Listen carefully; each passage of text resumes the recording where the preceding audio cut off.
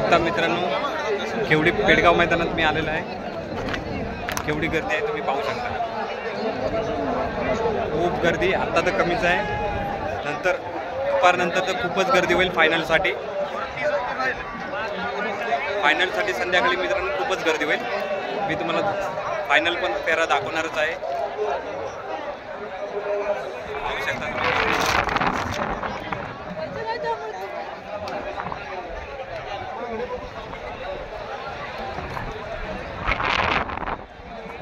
सगळी गर्दी आहे, पाहू शकता तुम्ही मित्रांनो.